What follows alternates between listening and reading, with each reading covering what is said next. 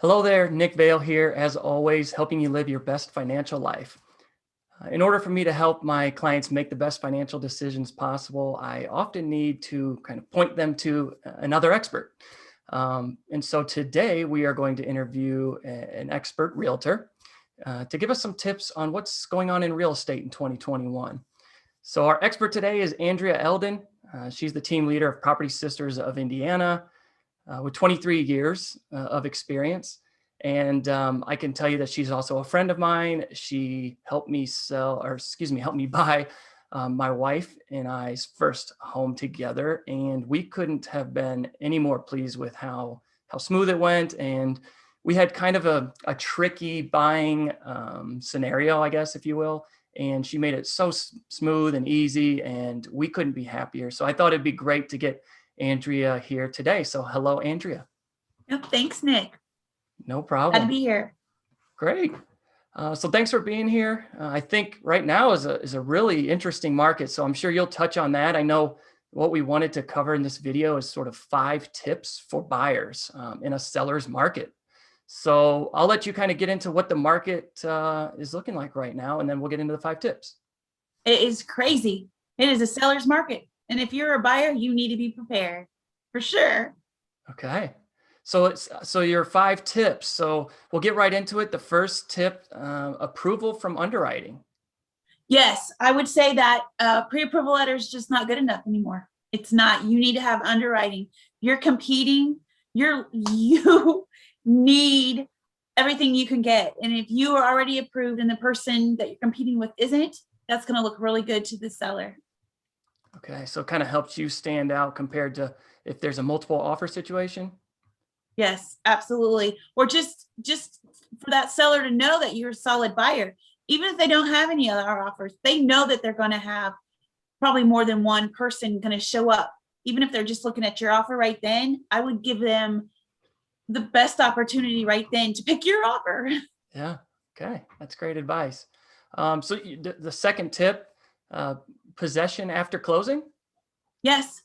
Sometimes it's better for a seller to close on the house and then move. And we're so used to giving possession at closing, which that's normal. But now if you're going to fight for an offer, that's one thing that you can do. You can help the seller out by giving them maybe 5 days or maybe 30 days. I don't know what it is, but your agent should be investigating that because it's not always money. Not always money. Well, I can tell from my experience when you helped us, we had that situation where we kind of gave them 2 full months, and that actually helped us be the best offer because we were willing to wait those extra couple months, and that helped the sellers, and eventually it helped us. And actually, that's one of my other tips is you need to be patient. You need to be prepared to be flexible on that possession, and that could help you. Okay. Yeah. So the sellers will kind of set those time frames, and then you have to agree to it. Is that how that would work? A lot of times what I do is I call the agent and I find out what I can do to help that seller so my buyer has an advantage. That's what I do. Okay. And I think we did that with you. We actually called and we knew. So when we wrote that offer, we had all of our ducks in a row. And we got lucky. We had to compete, but we won. Yeah. And I think you got the house that you really were supposed to get.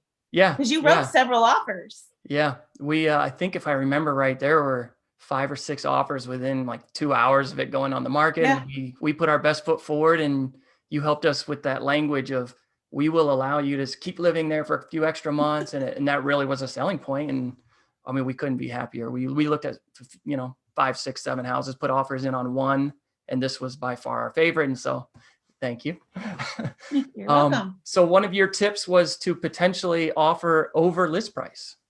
Yes. Well, we get a lot of offers over list price. So I just listed a property last weekend, got 15 offers on it, 45 showings, 200 people at an open house. Craziness, right? So we got a lot of over list price offers, but the one that got chosen was $20,000. They were going to pay out of pocket over the appraisal. And I know that's crazy, but if you have the money to do that and you are really wanting the house, this might be what you have to do to get that house, because people are doing it. And it wasn't just 1 or 2 offers out of those 15. We had several who were willing to pay over, maybe not quite 20,000, but it's Right. crazy. Wow. Yeah. So that are the are the sellers artificially putting the price lower, or are they still putting it at the right price and people are still just they're so desperate for inventory that they're just paying whatever it takes? It depends on the seller, but my sellers, I'm really trying to get them to put it at the right price, because there's no need to price it something crazy and it doesn't appraise, because that's a whole nother topic. But you still want it to be able to appraise, and you don't want to be not realistic, because all you do is set everybody up for failure, in my opinion. Yeah.